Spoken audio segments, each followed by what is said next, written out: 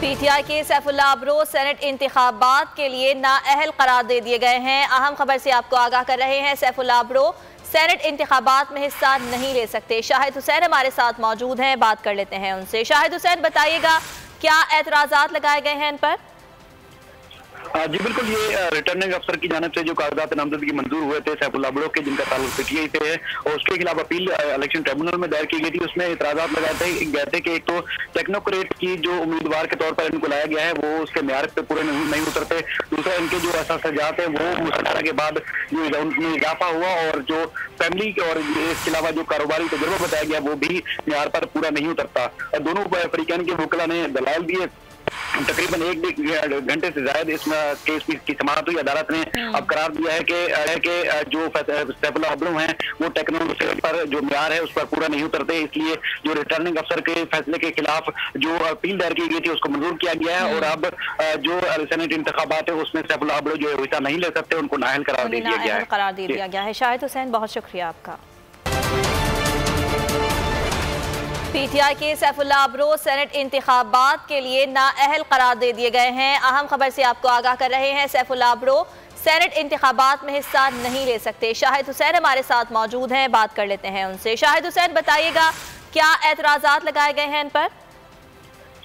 जी बिल्कुल, ये रिटर्निंग अफसर की जानिब से जो कागजात नामजदगी मंजूर हुए थे सैफुल्लाह अब्रो के, जिनका ताल्लुक पीटीआई से है और उसके खिलाफ अपील इलेक्शन ट्रिब्यूनल में दायर की गई थी। उसमें एतराज़ात लगाए गए थे कि एक तो टेक्नोक्रेट की जो उम्मीदवार के तौर पर इनको लाया गया है वो उसके म्यार पे पूरे नहीं उतरते।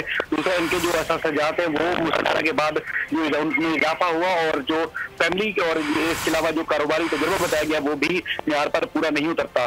दोनों फरीकैन के वकला ने दलाइल दिए।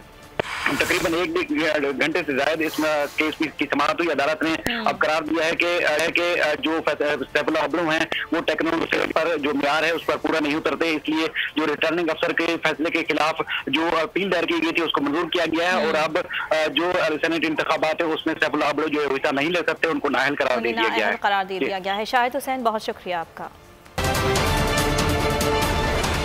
पीटीआई के सैफुल्लाह अब्रो सेनेट इंतखाबात के लिए नाअहल करार दे दिए गए हैं। अहम खबर से आपको आगाह कर रहे हैं। सैफुल्लाह अब्रो सेनेट इंतखाबात में हिस्सा नहीं ले सकते। शाहिद हुसैन हमारे साथ मौजूद हैं, बात कर लेते हैं उनसे। शाहिद हुसैन, बताइएगा क्या एतराज़ात लगाए गए हैं इन पर? जी बिल्कुल, ये रिटर्निंग अफसर की जानिब से जो कागजात नामजदगी मंजूर हुए थे सैफुल्लाह अब्रो के, जिनका ताल्लुक पीटीआई से है और उसके खिलाफ अपील इलेक्शन ट्रिब्यूनल में दायर की गई थी। उसमें एतराज़ात लगाए गए थे कि एक तो टेक्नोक्रेट की जो उम्मीदवार के तौर पर इनको लाया गया है वो उसके म्यार पे पूरे नहीं उतरते। दूसरा, इनके जो असासजात है वो मुसलसला के बाद जो उनमें इजाफा हुआ और जो फैमिली और इसके अलावा जो कारोबारी तजुर्बा बताया गया वो भी म्यार पर पूरा नहीं उतरता। दोनों फरीकैन के वकला ने दलाइल दिए।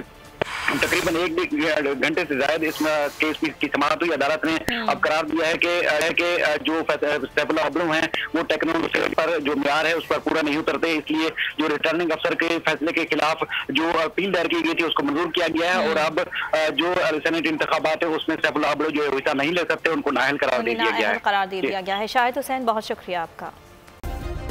सब्सक्राइब करें और बेल दबाएं ताकि कोई खबर रह न जाए।